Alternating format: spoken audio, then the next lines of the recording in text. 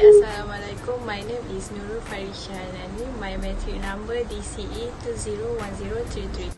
First, for external stress is some stresses are internal, stress inducing through or behavior. This thought come from one physiological mindset or expectation. Example include putting pressure on yourself to be perfect, or fear of public speaking. In more serious case, internal stressor may lead to feeling of depression and anxiety. Other stressors come from external factors which are forces that you cannot easily control. Point number 2 is physical and emotional response to the stimulus. Is to gain more insight into this matter, we perform a literature review on the emotional effect of multisensory stimulation. To stimulate further discussion and research, we propose a conceptual framework that describes how environmental interventions are likely to affect human emotional response. Number 3 is managing stressor. Whether internal or external stressor can usually be managed. Sometimes you can learn to respond to the stressor differently. You may try stress relief technique, and sometimes adjusting your thinking to a positive attitude can help. Eating a well-balanced diet and staying active with exercise also are important tools in helping manage stress. Point number 4, positive or negative. Stress can be positive or negative depending on the situation. Positive stress called eustress. On the other hand, negative stress called distress. Result in the full-blown stress response in continuous. Negative stress can lead to loss of productivity, health problem, and called distress. Result in the full-blown stress response in continuous. Negative stress can lead to loss of productivity, health problem, and exhaustion. Okay, my name is ATHIRAH, and for my topic that I want to share is major cause stress at work. First is overload. Overworking employees can trigger stress-related illness. Giving employees too much work and deadlines that are impossible to meet will increase their stress levels, as they will try to keep up with your demands and get as much work done as possible. This could result in them working through their lunch breaks and working overtime to complete the work given to them. This is unhealthy for any employee, as it could engulf an employee's life and lead to lack of sleep, low energy, and anxiety over not finishing work. Number 2 is conflict. Some workplaces are lucky enough that all of their employees get on well. However, it is not all like that. For some business, not everyone is the same, and personalities can clash, causing stress to fluctuate within the workplace. If occurrences like this happen, employees involved may feel stressed and anxious about coming to work. Therefore, absence may increase due to not wanting to deal with their co-workers. Number 3 is job security. Another well-known cause of stress within the workplace is the lack of job security. Again, like I said previously, this could be down to not having enough work set for you. There are many reasons why employees may feel like their job isn't safe. This could lead to sleepless nights, stress and anxiety about what to do if they lost their job. Number 4 is bad management. Being a bad manager can cause a lot of employee stress. As a manager, You are in control of their workload, job role, job security, and more. A bad manager could be intimidating, shift modes frequently, is unsupportive of their employees' needs. All of these traits will cause stress for employees, leaving them feeling uncomfortable at work. Having bad relationships with your employees will result in more absent days and less enthusiasm to get work done. If a manager does not put the effort with their employee, the employee will not put the effort into their workload. And the last one, cause of stress, is office surrounding. Working within an office all day which is untidy, dark, and filled with uncomfortable furniture can also contribute to stress. Staff members will feel stressed if they have to spend the majority of their day sat in a run-down office. Employees will also feel like their employer doesn't care if they are allowing their staff members to work in run-down facilities. Assalamualaikum, my name is QAMARINA binti ZULKIFLE. I am DCE 201035. There are 4 stress management strategies. Number 1, avoid unnecessary stress. But how? You need to rehashing stressful situations. The brain cannot tell the difference between what we are thinking and what is really happening. So if we are reliving or dwelling on something negative what happened in the past, we will re-experience a stress response in our bodies.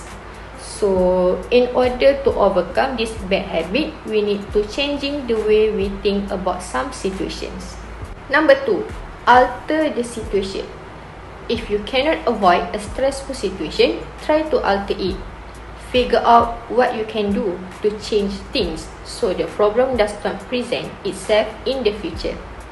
Often, this involves changing the way you communicate and operate in your daily life. Express your feelings instead of bottling them up. If something or someone is bothering you, communicate your concerns in an open and respectful way.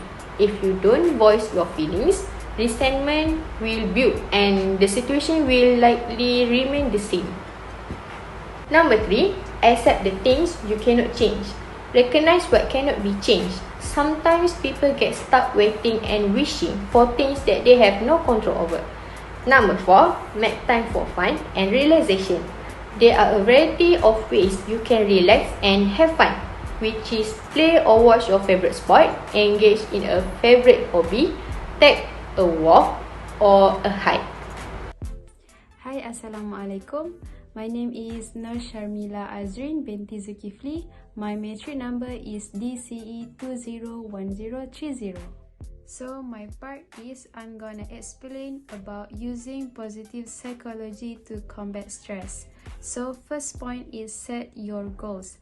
The process of working toward a meaningful goal.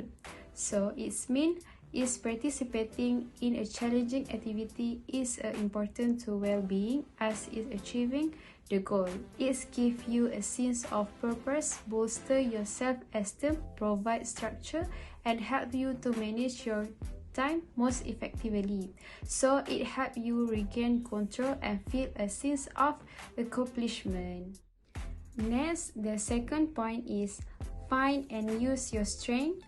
The best in the positivity that comes from finding new way to apply your strengths. Okay, that's mean people who have the opportunity to do what they do best every day, act on their strength, are far more likely to be resilient and energy. Take some time to be really clear on your own strength and then make sure you have a way to use them in your job. The boost in the positivity that comes from finding new way to apply your strength is significant and lasting. If you focus on what you do well and what you enjoy the most, you are less likely to stress or depressed and more likely to be successful. third point is laugh. So, laughter can also help improve your immune system and mood. That means it's hard to feel anxious when you're laughing is good for your health, and there are a few ways it may help relieve stress. First, relieving your stress response. Second, relieving tension by relaxing your muscle. Give yourself permission to smile or laugh, especially during difficult time. Example at work. Seek humor in everyday happening. When you can laugh at life, you feel less stressed, so you should have fun environment so you can feel less stress. The last point is intentional kindness. Being intentional kind boosts your mood and reduce your stress. That means act of kindness were less likely to feel stress. That can help you manage stress and feel better by doing good deeds for other people. The positive effect of kindness can improve their mood. This helps you to reduce your stress and boost your mood. Thank you. That's all for me. Assalamualaikum warahmatullahi wabarakatuh. My name is Muhammad Ammar bin MANSOR. My metric number is DBA 193014. Okay, today I will explain to you about comparison of psychological disorder. The first comparison is anxiety disorder. Anxiety is something